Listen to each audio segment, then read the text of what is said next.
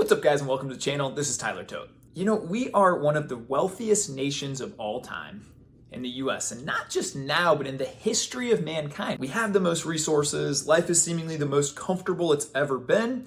If you really think back in human history, up until a couple hundred years ago, you didn't really leave your house without worrying if warring tribes were coming, if there was starvations, famines, plagues, a lot of these things coming. There was food scarcities. We've definitely lived in an age of abundance over the last several decades.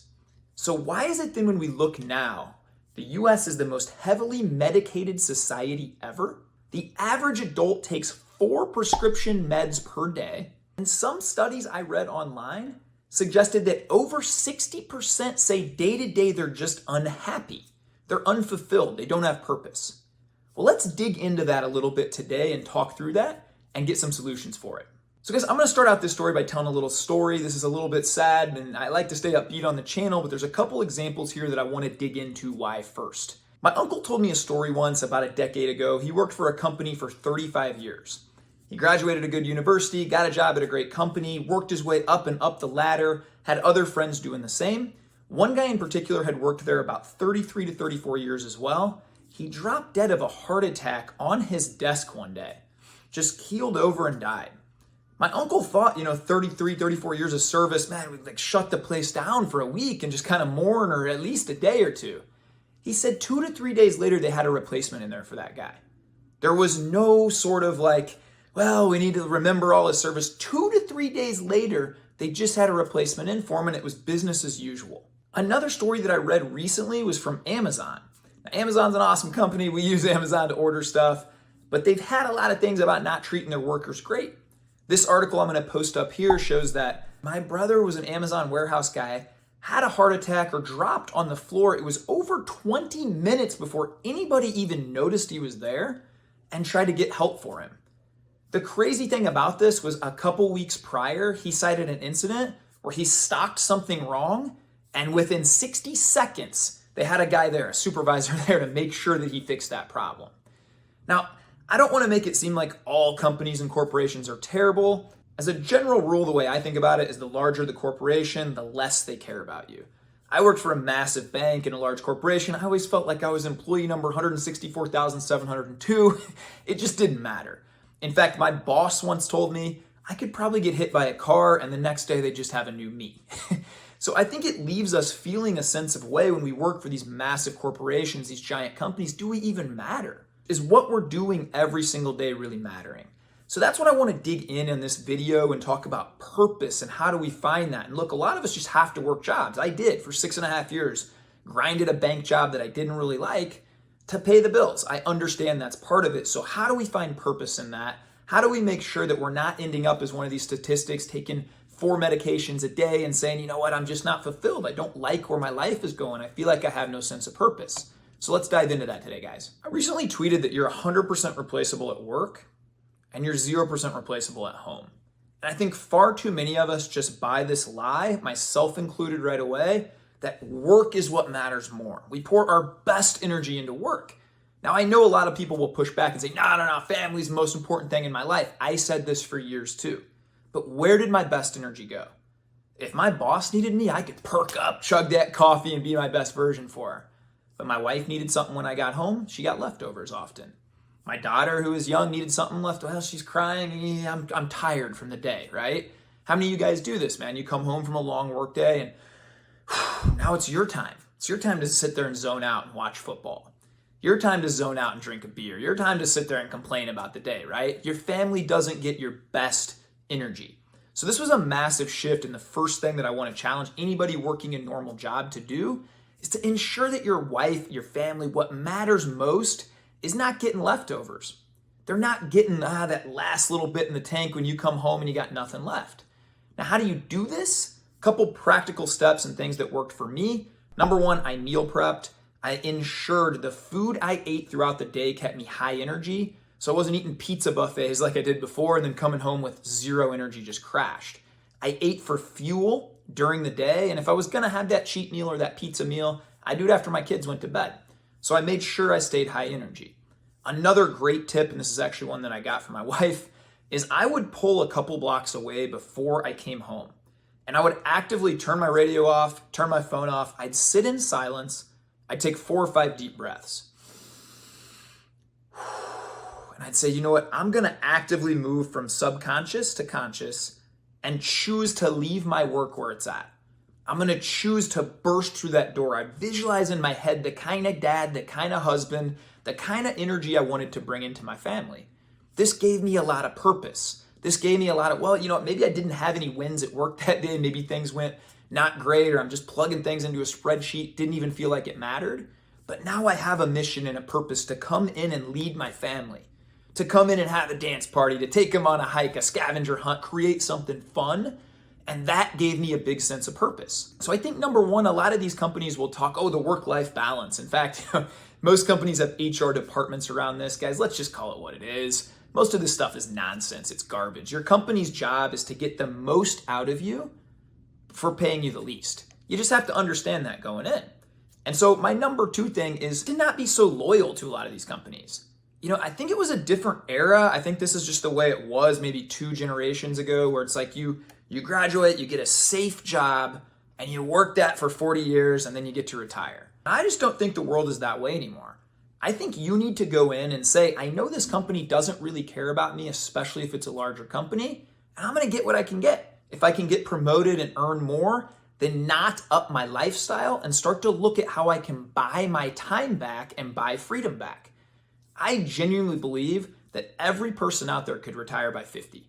Every single human being, if they prioritize things correctly. But what so often happens, and I feel like why we're so depressed and miserable, we wake up every day going to a job we don't like, to buy things we don't really care about or make us happy long term, to impress people we don't really care about, and we get stuck in this cycle with what we call golden handcuffs, and there's no light at the end of the tunnel till we're 64, 65 years old or even older.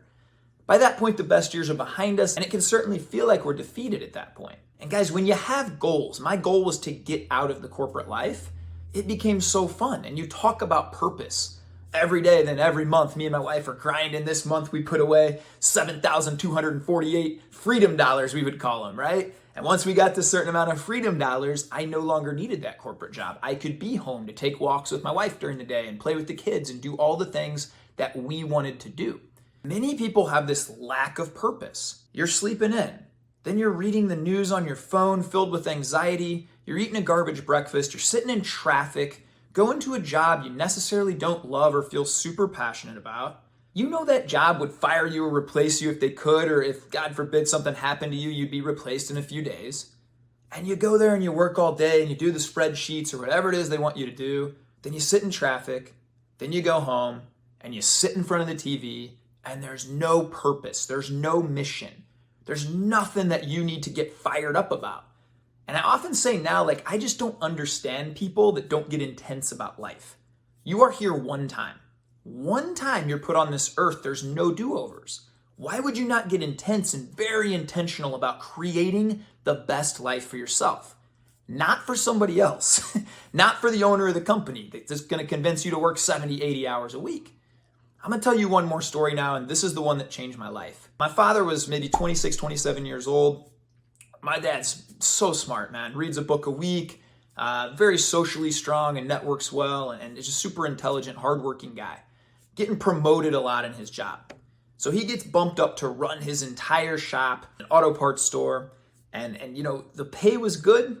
The hours were not good. He was gone 6 days a week, sometimes 7, 70-hour weeks, all these things. I was very young, don't really remember it much, but this is what my dad recounted to me. He said that his first year in that, a guy that was his mentor manager, a guy named Bill Miller, retired after 40 years of doing what my dad was now doing.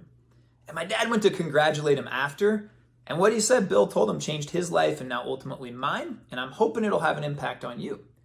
He said, "Hey Gary, it's not worth it. 40 years I gave my Saturdays, my weekends, my nights, everything to this company. Do you know what they gave me? This watch and told me to scram. That's it. There's no loyalty, there's no nothing, there's anything. It's done. I'd give anything to go back and go to my daughter's gymnastics meets, go to my son's football games. I'll never get that chance again. My kids are gone, they're grown." And I'll tell you guys, the gift that COVID honestly gave my family and I is it allowed us to slow down 4 years ago. and say, what actually matters? What actually makes us happy? Is it having a $12,000 chandelier hanging up there? Not really. Doesn't really affect our day-to-day happiness. Could we get a $200 little lamp, and does it do the same thing? And then can we buy our freedom and our time back? That's what mattered to us. Now, this isn't a one-size-fits-all, but if you're watching this today and you say, yeah, that kind of sounds like me. I'm driving into a job I don't love. I urge you to take a moment and start to unlearn some of the lies society has programmed you with. Guys, I know this can trigger some people, and jobs are important, and yes, I think you should work your absolute hardest at whatever company you're in. Up until my last day that I like to say I fired my company, I gave my best. I showed up on time, worked my absolute hardest. In fact, even 3 months before I fired them, I got promoted again. I tried my absolute best to kill it for that company. They're paying me a salary. I was grateful for that, the benefits, all that came with that. But can you get something in your mind? Can you get an escape? Can you get an exit out? Can you draw it out on paper? I always say a lot of people talk about, I'd like to retire early. That's a daydream. What makes it reality is when you get it on paper. My wife and I sat down and said, how much do we need? How do we produce extra income? Can we buy assets and earn money while we sleep? What do we need to get passively coming in every month for this to happen? What do we need to have in savings? It became a fun game, and it gave us a lot of purpose to create that life we want. I truly believe in this day and age, the only thing that can stop you is you. I am no one special. I'm an ordinary guy. I was a B student at best. Average intelligence, whatever it is, right? Everybody has gifts and things that make them tick.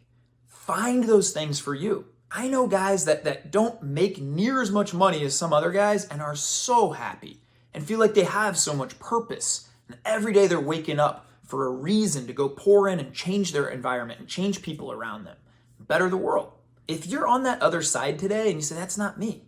I wake up and go work that job that I don't care about. And it feels like if I don't show up for 3 weeks, who even cares?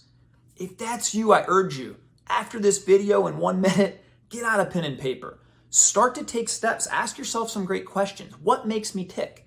I remember I wrote down, if I had $10 million in the bank, what would I do all day? What would my perfect day look like? Let's get there. Every day, can we start to strive to get closer to that? Guys, your dream life is not that far away.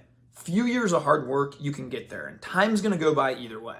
I do want to wrap up this video by saying, if you work a corporate job and you're super fulfilled, that is awesome. I salute you. That's wonderful. I knew people who were in similar roles to me, and I'd actually come home to my wife some nights after work and say, I wish I could be happy like that guy. He has true fulfillment. He seems like he's pouring into the employees. He's really doing a great job impacting people. Now, if that's you, that's awesome. That's great, man. Keep waking up, keep crushing it. This video is for anybody who's on that other side of the coin where I was. I think my life doesn't have purpose because I'm not doing what I'm meant to do. So start to ask yourself some of these questions. Start to break free. I feel like that's exactly how we change the world. Imagine a world where everybody felt like every day they were waking up, working on things they loved, working on things they were passionate about, really making an impact in their world, community, family, homes, life. My goodness, what a different place that would look like. I think that you can help me create that today by becoming the best version of yourself and asking yourself some of these questions. And the second and most important piece, taking action on those questions. So again, thank you guys so much for tuning in. I hope this video has made you think at least a little bit why we're such an abundant society, but have such a lack of purpose and drive and a mission. And if you fall into that category, today can be the first day of your life. Mine was several years ago. Today can be your day. Get out a pen and paper, get some of those goals down, get some of those dreams down, write what your perfect day is like. What would you do if money wasn't an issue? Start to take steps to get there. If you need help, fire it in the comments below, man. This is what I do, is help people do this stuff all day. So fire me some questions. I'm happy to help out if I can, or at least point you in the right direction.